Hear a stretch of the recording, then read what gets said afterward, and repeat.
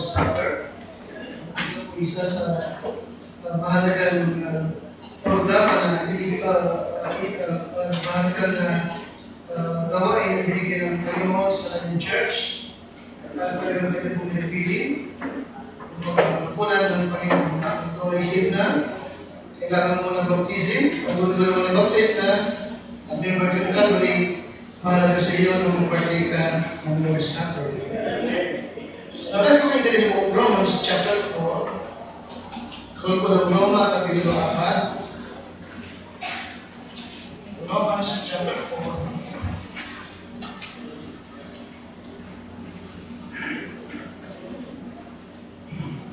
Romans chapter 4, verse number 19, and verse number 22.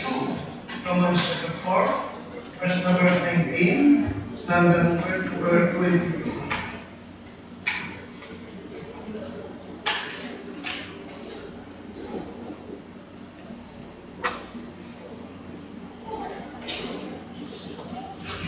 Verse number 19.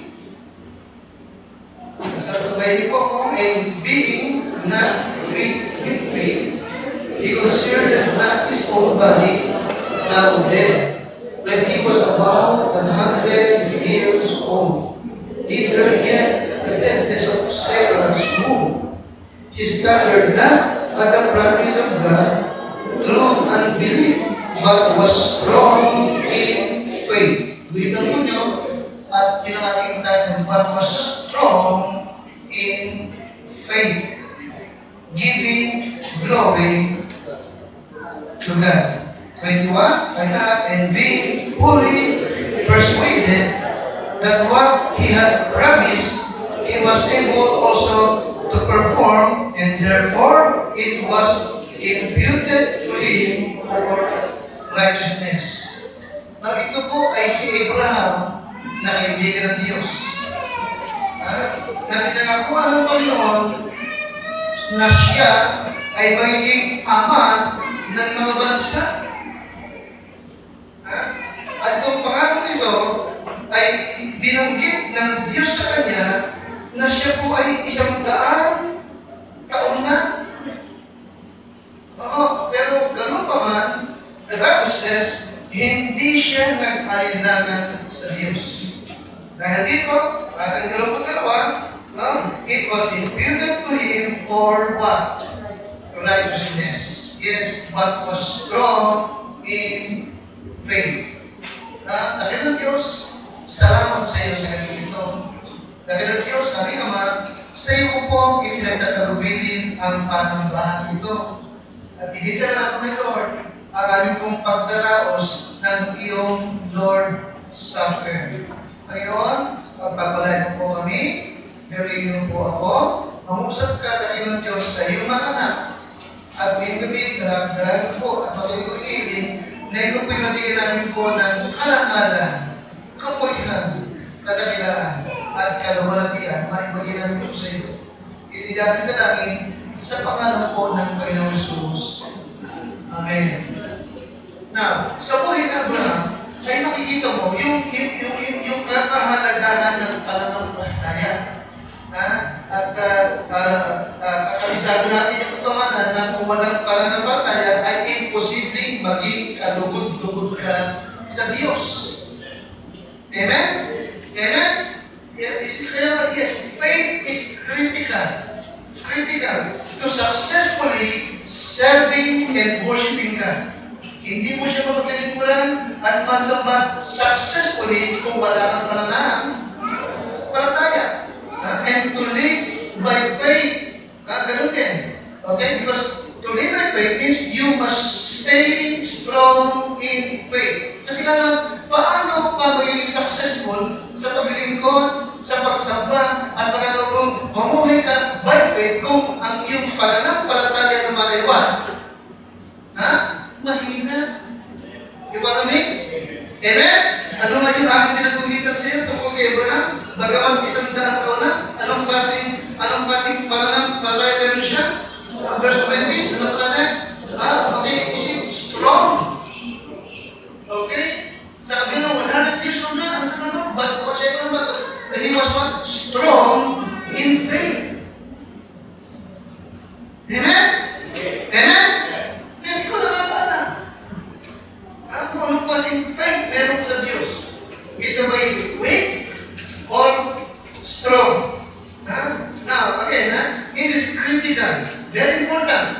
ang mananampalataya to stay strong in what again? Faith. Right? Importante. Meron kang strong faith. Because what? Because Satan, because Satan, he will do everything. He will do everything para pabaksakin ka. Maliwanag ba? Maliwanag ba? At pagdudahin ka, pahinain ng iyong pananampalataya. Lagi kong pinapagay, kaya people, listen to me, mga magulang ha, the devil is after your head. Nakikinig kayo sa akin? Is after your what? Kita mo? Kaya hindi ba tayo ay sinabihan sa Ephesians 6, isuot nyo yung helmet ng iyong salvation? Alam niyo ba yan? Bakit helmet ng salvation? Bakit? Sabagat maraming Kristyano, save ang soul, pero yung isip, unsaved. Tama ba ako? Amen? Meron kang saved soul, pero meron kang unsaved na isipan. Diba? Bakit? Kasi mag-i-inject naman yan. Diba? Ang devil, hindi ka mapuposes, pero kaya niyang mag-inject ng masamang bagay sa iyong isipan. You follow me?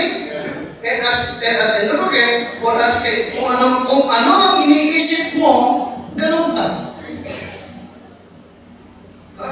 Okay? Ano ba? He is after your head and he is after your what? Ama? Anong sabi ng Panginoon kay ano na yan sa Paira? Bakit pinuspos ni Satanas ang iyong puso? Nakita mo? Save yung mga sao, pero nagawa ng Diablo na sa iba. Mukontrol. Kaya kailangan ng kasing faith, pero dapat strong. Okay. Isa pang bagay, he is after you also your faith. The devil is after your head, heart, ano pa? Faith. And then, isa pa. After your what? Hindi ba sa immune system? Sabi ni Pablo, is yung what? Yung faith shot with the preparation of the gospel. Liwanag ba? Is after your faith. Bakit? Ilalayo niya ang paa mo sa bahay-sambahan ng Diyos. What? Makinig ako. Okay? Kaya ang importante, meron tayong strong faith. Okay? Alam ng Diablo, yung power ng faith ng Christian kapag meron ka. Kaya nga ngayon, ano mga rin dapat gawin upang tayo ay magkaroon ng strong faith? How? Yes, meron ka ng strong faith, but how to stay? How to stay strong in faith? Number 1, verse number 19 and 20. How to stay strong in faith. Salamat sa Lord. Meron kang faith. Salamat Lord. Nandito ka ng umaga. Nandito ka pa ng gabi. Salamat sa Panginoon. Nakakapagkaloob ka. Kasi meron kang faith. Strong. But how to stay strong in faith? Now, verse number 18. Tungkol kay Abraham, 100 years na, ano sabi? At hindi humina sa pananampalataya. Maliwanag ba? Maliwanag ba? Sa loob ng maraming taon, si Abraham ay what? Hindi humina ang kanya. Alright. Yan ang ibig natin ng yan, hindi ba? At pumakalog tayo sa kawalan, pero hindi humihina ang faith. Okay? So si Abraham, hindi humina ang pananampalataya na ipinalagay man ang kanyang katawang tulad sa patay. Bagamat sa iba, 100 taon na. Diba? At si Sarah ng kanyang asawa ay anong klase pa? Anong klase asawa pa si Sarah? Bagamat mabait, maganda? Alright. Hindi pwedeng magkakaanak. No? But verse number 20, number 20 also, ano bang sabi? Staggered na. Okay? Kundi sa pagtingin niya sa pangako ng Diyos ay hindi what? Hindi siya nag-alinlangan sa pamagitan ng what? Pananampalataya. Kundi what? Lumakas na lumakas. Ang ganda, hindi ba? Amen? Nagkakaedad, hindi humihingi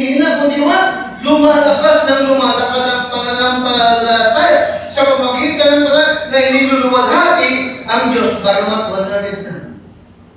Now, how to stay strong in faith? Number one, tapos niyo, si Abraham, hindi niya pinusida na, pangkabili na ako. At si Sarah, paano ako magkakaanak? Hindi niya tinignan niya. Okay? Kung titignan ni Abraham, yung kanyang kakayahan, wala talaga mangyayari. Tama ba ako? Ikaw din.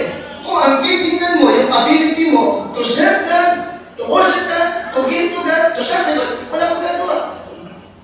Tama ba ako? Kaya, yung mga survey natin, mga preacher, kung ang titignan mo yung ability mo, wala ka rin magagawa. Pero teka, meron tayong Diyos na makapanggalihan na higit na mas marunong at malakas kaya sa atin. Diba? Now, how to stay strong in faith? Tama ba? Don't look at your own abilities.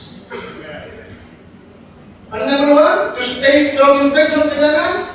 Okay. Huwag mong tinignan yung kaya mong magagawa. Wala kang magagawa. Amen? Ako ba? Madali ko tingnan mo yung ability ko. Anong tawagin ako lang? Kaya ko ba ito? Kaya ko ba magagawa? Kaya ko ba yung lumbad? Dalawa yan? Yung ano ba?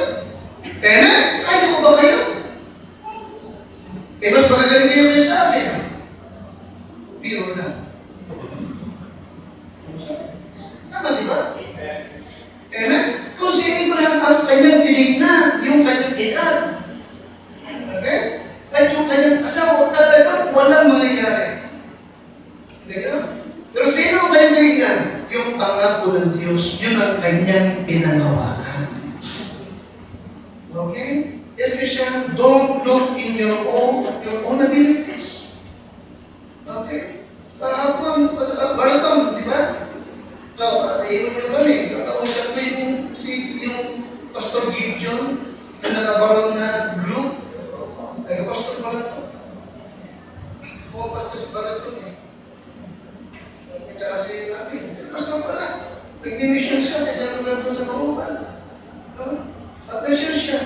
Okay, nag-aaral siya, graduate siya sa Bible School ni Kalayan. Okay, nakatapos siya with honor. Pari Pastor, hindi talaga ako magpanamala. Totoo lang, ako'y grade 2 lang ang natapos. Alis Martin. Martin? Okay, Kenneth? Kasi Kenneth. Napakinggan niya, di ba? Grade 2 o grade 1? Grade 6 lang natapos. Nakita na rin ito.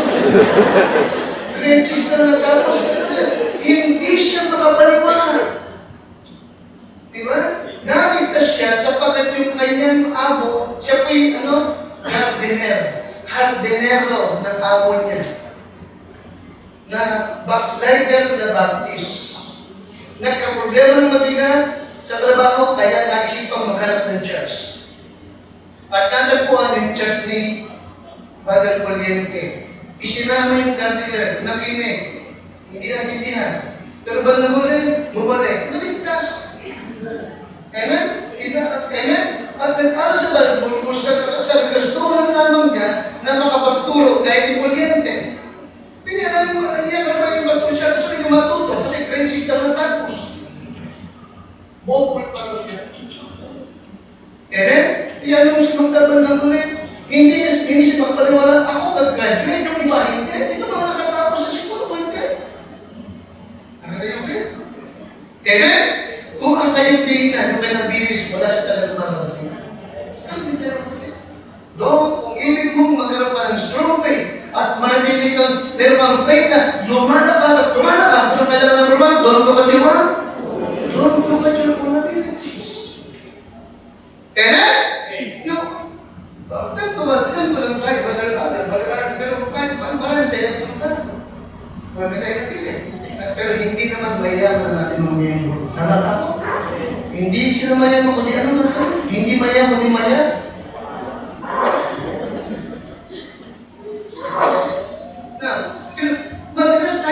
Madalas tayo mag-commitment. Madalas tayo mag-raise ng pera. Di ba namin? Kung ang titignan natin ay kakayahan ng mga miyembro natin, wala talaga yung marating. Amen? Ikaw rin.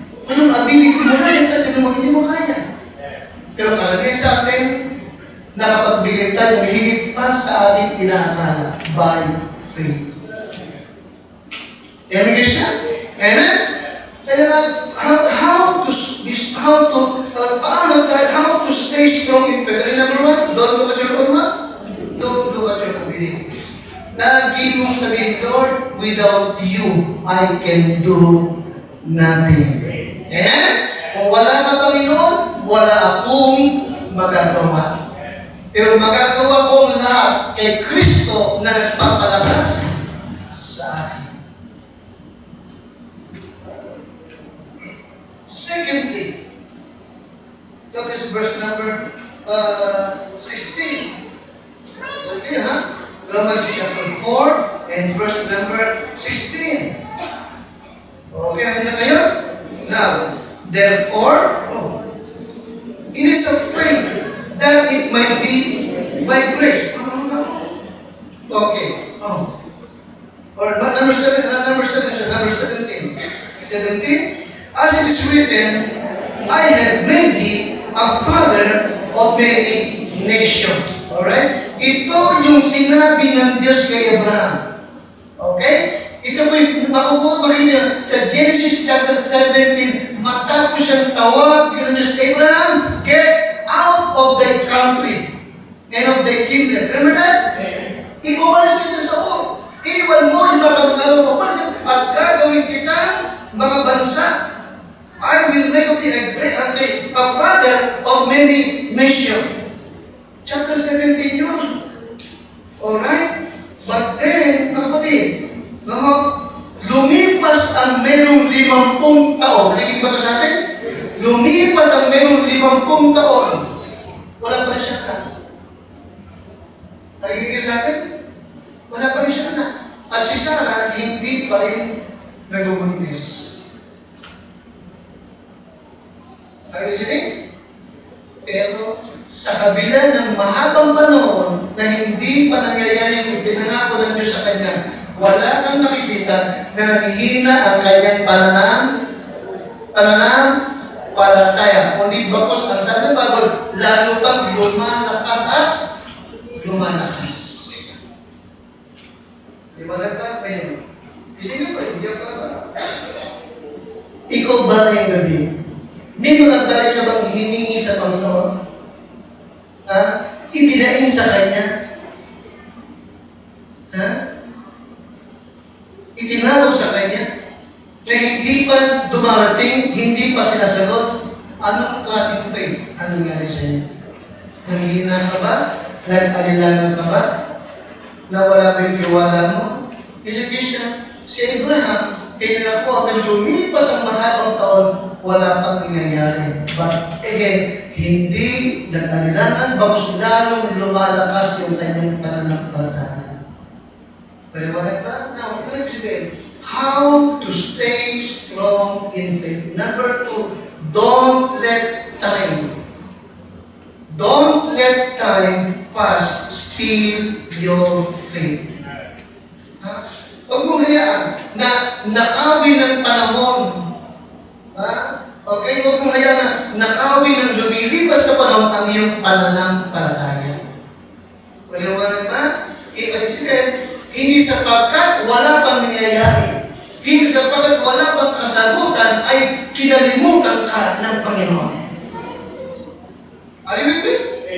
Alam niyo, okay, saan nilalagay pag-aari ng Lord yung aking prayer? Sa nilalagay, alam mo yun? Sa bias.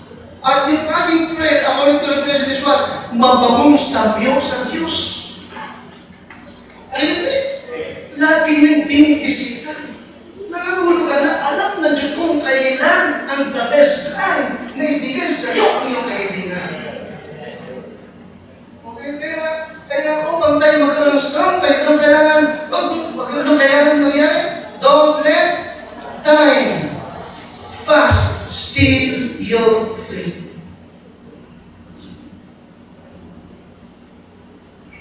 If you remember, ipinangako ng Diyos kay Abraham, Isaac, and Jacob yung Kanaan, hindi po ba?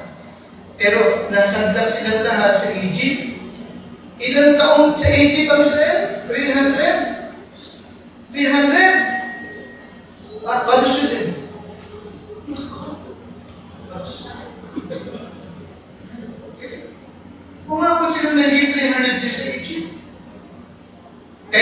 hanggang pinahirapan sila ni Paro. Remember that?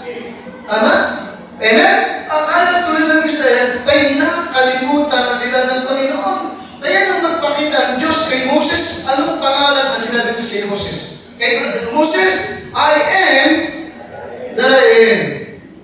Amen? Ano siya na I am that I am? Ako noon, ako ngayon, at ako na ng Diyos sa darating. I am the God of Abraham, Isaac, and Jacob. Yung ipinangako ko, gagawin ko! Kita mo? Hindi sa paka 300 years na wala pa kayo sa promise na ay nakalimutan mo din ako. Gagawin ko yan. Narinig siya? So, ayun ang gabi. Oo. Paring tayo ba mga hiniling sa Panginoon? Hinangad sa Kanya, inambisyon at itinawag mo, pero wala pang nangyayari. Pero hindi ibig sabihin na kalimutan ka. Amen? Huwag mo hayaan na mapanghinain ang iyong pananampalataya sapagkat wala pang kasagutan ang iyong panalangin sa Kanya.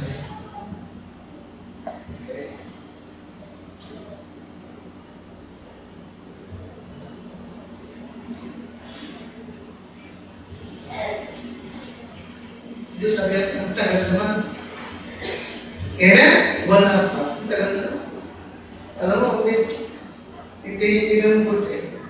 Maraming mga bagay na tuwang-tuwa ka natanggap mo. Nakalimutan mo na yung pala yung ipinag-pray mo. Tama ba ako? Amen siya? Maraming yung blessing na dumating. Tuwang-tuwa ko nag-ulit ko na. Okay? Pero nakalimutan mo, yan ang ipinag-pray mo matagal ng panahon. Amen siya?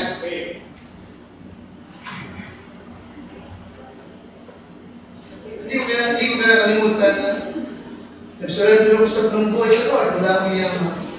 Nag-vision ako, wala din akong yaman. Okay, wala akong yaman. Pero maya, wala ng Diyos. Amen? Kaya to stay strong in faith, don't look at your own abilities. Ano yung pangalawa? Don't let what? Time pass in your faith. Okay? And number 3, to stay strong in faith, stay in the faith. Okay? You must stay in the faith. If you are to stay strong in faith. Okay? Pangatlo, you must what? Stay in the faith. Okay? Manatili ka sa pananampalataya. Okay? Kung ibig mong manatiling strong ang iyong faith. Ano ibig sabihin? What is verse number 23?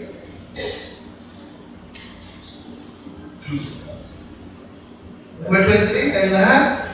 Oh, now, it was written for His sake alone, that it was imputed to Him, but for us also, to whom it shall be imputed, if we believe on Him that raised up Jesus, our Lord, from the dead.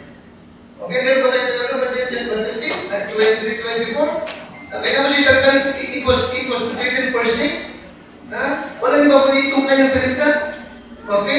Hindi ito nasulat para lamang sa kanila, kundi para din naman sa atin. Alright? Upang tayo po'y manatiling strong in faith. Kaya nga, you must stay in faith. Okay, you must daily read God's Word and pray to stay strong in faith. Pakibasa ka ng malakas, you must what? Daily.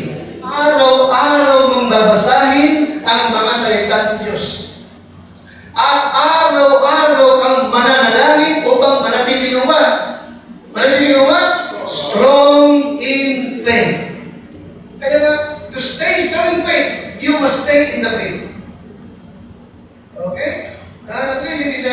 God's Word will strengthen your faith kung ito'y binabasa mo talaga araw-araw. Araw-araw.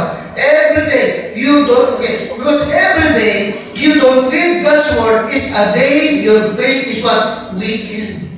Pakilakas ka? Ha? Kung araw-araw kang hindi nagbabasa ng mga salita ng Diyos, okay? Oh, ito yung what? Ito yung magpapahina talaga ng iyong pananampalataya. Alright? Yung naganap kay Abraham, ay nasulat, hindi lamang para sa kanila, Hindi nasulat para din naman sa atin. Maliwanag ba? Upang tayo ba manatiling strong in what? Strong in faith. Okay. Did God's word, then pray. Okay. Then go to church. Siguro binabasa mo, binibulay-bulay mo, at napapakinggan mo. John 17, the Bible says, ang sa Bible, okay? If you know these things, happy are you. If you do them. Kung nalalaman ninyo ang mga bagay nito, maligaya kayo kung ito'y ginagawa ninyo. You must stay in the faith if you are to stay strong in faith. Number 4, stay focused, on the possibility and not the impossibility. I-focus mo yung sarili mo doon sa pwedeng mangyari, hindi doon sa mahirap at imposibleng mangyari. Sa atin lang, imposible. Pero sa Diyos, walang imposible sa Diyos. Liwanag ba? Amen? Dahil bisa, kung magpapokus tayo sa kung anong meron tayo, wala naman talaga tayo. Hindi po ba? Oo, pero salamat. Amen? Kung ang aking focus ay sa Diyos na makapangyarihan at mayaman sa lahat, ang lahat ng bagay ay may pangyayari. Amen? With God, nothing is impossible. What is verse number 24? But for us also, to whom it shall be imputed, if we believe on God that raised up Jesus our Lord from the dead. Kundi dahil din naman sa atin, naibibilang sa ating mga nagsisisang palataya sa Kanya na bumuhay na muli sa mga patay kay Jesus na ating Panginoon. Meron tayong Diyos na makapangyarihan sa lahat. Kaya idagdagan ito, kaya nga sabi naman, iting lesson ako, staying strong in faith is a focus issue. Pakibasa naman malakas?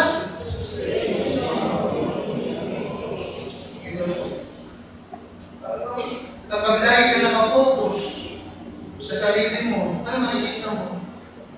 Yung kawalang kakayahan mo, yung mga kahinaan mo, hindi mo ba? Amen? Kapag nakapokus ka lagi sa sarili mo, yung mga, yung mga nararamdaman mo, parang malapit na ako. Tama ba ako? Kapag lagi yung nakapokus sa sarili mo, yung sumasakit na ito, baka ito, mapagaya ako sa senior. Nabiglang nalapot ka ng hindi ko lang sa nalapot ng dito. Anong tawag ito? Almoranas? Aneurysm. Kami na yung almor. Diba? Lagi mo siguro na ito, baka may tubig ang baga ko. Ay, totoo ito. Okay? Baka namin nakikita lang sa inyo eh. Lagi mo sabi dito, baka may tubig na baga ko. Baka hindi na ganun ka. Lagi mo sa kanan ito, baka may barado na yung karborator. Totoo yan. Hindi nasabi ko sa inyo. Hindi ba baka may barado na ako sa puso. Alam mo? Bakit? Kasi lagi ka nakapokus sa sarili mo. Pero lagi ka pinapagit, looking unto Jesus. Kaya nga, staying strong in faith is what? Is a what? Focus issue. Diba? And then, meron tayong church na tinutulungan tayo para magkaroon tayo ng right focus sa Diyos. Amen? Na marunong sa lahat, nagmamalasakit sa atin, umibig sa atin na walang katulad na naghandog ng kanyang only begotten sa balik kas naman tayo. Amen? Yung Diyos na makapangyarihan, yung Diyos na walang kamatayan, na yung Diyos na ay naging tao para maabot ka lamang at maabot ka. Kaya bagamat hindi tayo kaibigan, inibig tayo at inihandog pa yung kanyang buhay alang-alang sa atin. Kaya nyo siya? Thank God, nabuhay naman muli. Nabuhay naman muli for our what? For our justification. Okay? Kaya nga staying strong is faith, kaya nga staying strong in faith is a focused issue. Okay? We must stay focused on the possibility and not the impossibility.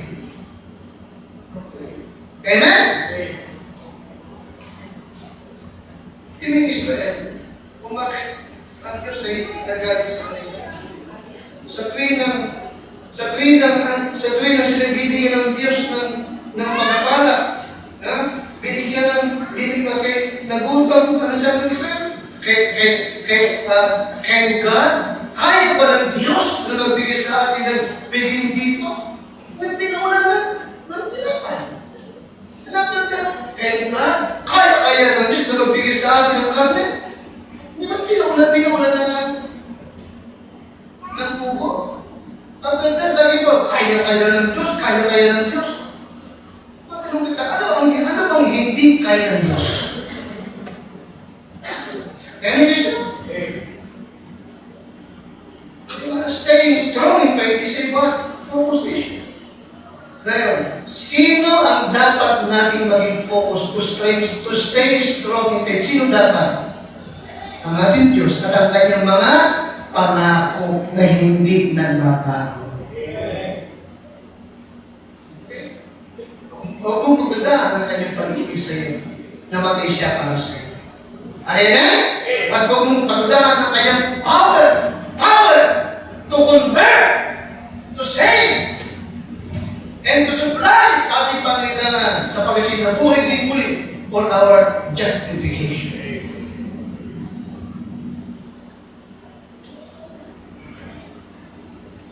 Number 5. Believe the promise of God. You must believe the promises of God to keep your faith strong. Pagtiwalaan mo, panghawakan mo ang mga pangako ng Diyos. Okay? To keep your faith strong.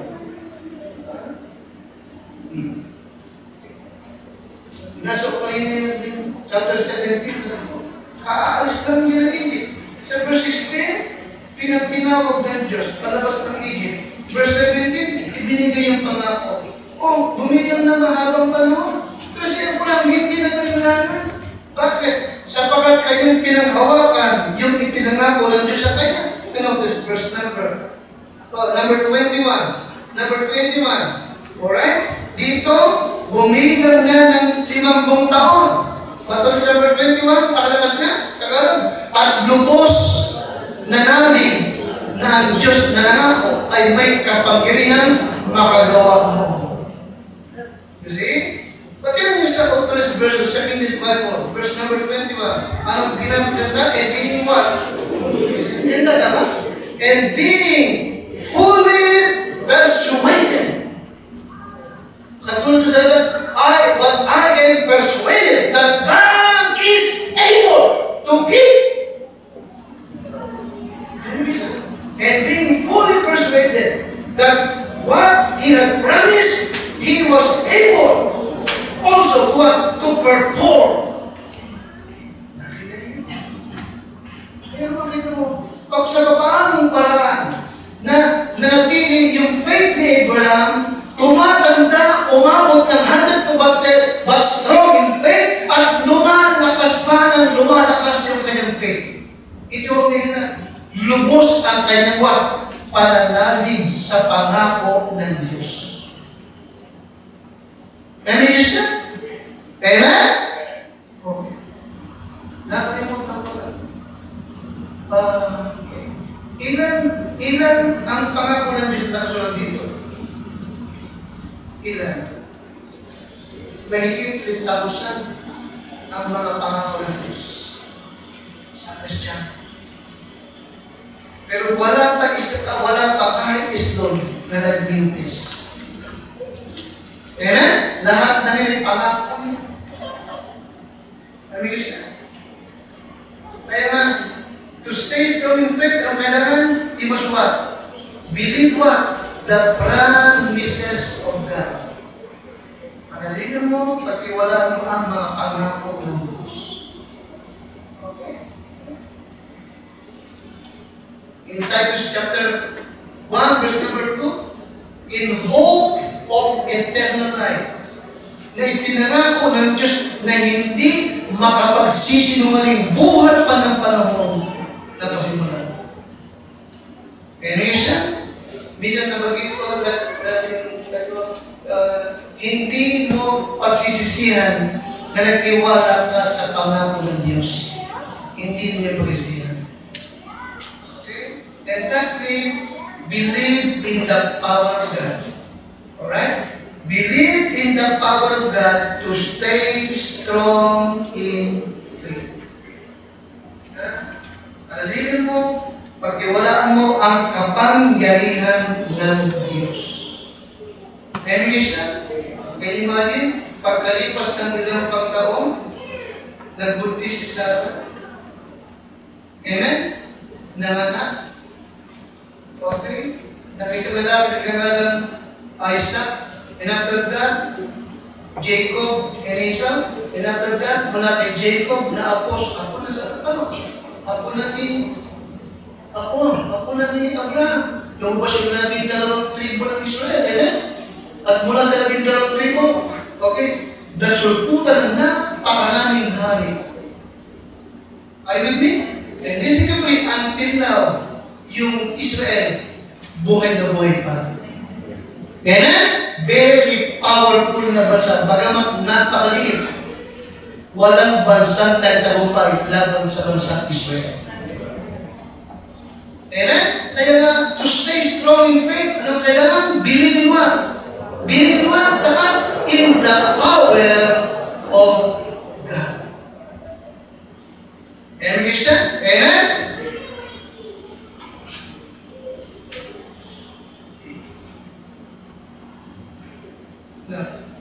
Isa sa napaka-tibay na testimony ng power of God ay yung pagkabuhay na muli ng ating Panginoon.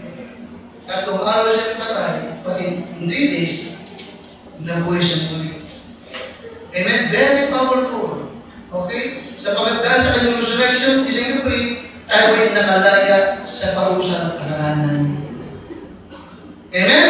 We are free from the penalty of sin. Romans 8:1, remember that? Wala nang hatol sa mga nakay Kristo. Bakit? Sapagkat nabuhay siya.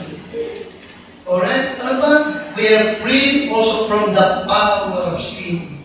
Sapagkat sinabuhay muli, yung kapangyarihan ng sin nawala. Nakita mo? Nabago yung ating buhay. Amen? Amen, isa? Amen, isa? Ano pa? Isang araw mo lang ngayon, we will be free from the presence of sin. Sa kanyang muling paparito, kukunin niya lahat ang sa kanyang nanay upang tayo lahat makalaya sa presensya ng kasalanan. Amen? Kaya to stay strong in the faith, believe in the power of God.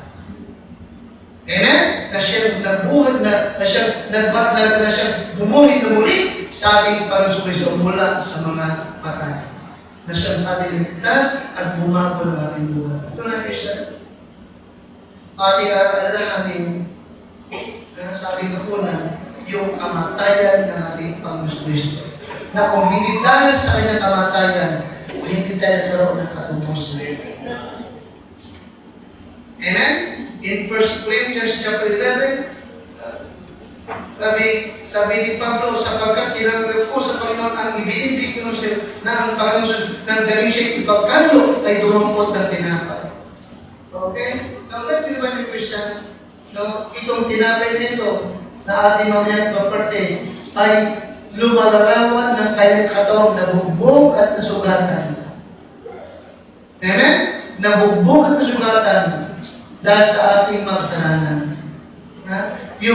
Yung puro katas ng ubas naman ay naglalarawan, sumisimbolo ng kanyang dugo na umagos, na buhos. Amen? At sabi ng Biblia, kung walang pagkabuhos ng dugo, ay walang kapatawaran. Walang kapatawaran. Isa lang yung question ay, bakit very powerful ang dugo ni Kristo? Huwag niyong kalimutan, ang dugo ni Jesus ay hindi tulad ng ating dugo. Ang ating dugo, no, iba-iba mang type ay nanggaling lamang sa isang tao, si Adan na nagkasala sa ito. You follow me? Amen? Hindi, walang power yun upang humugas ng ating sala. In Acts chapter 20, in verse number 28, Acts chapter 20, verse number 20, anong kasing dugo ang nasa ating Panginoon Kristo? Acts 20, in verse number 28.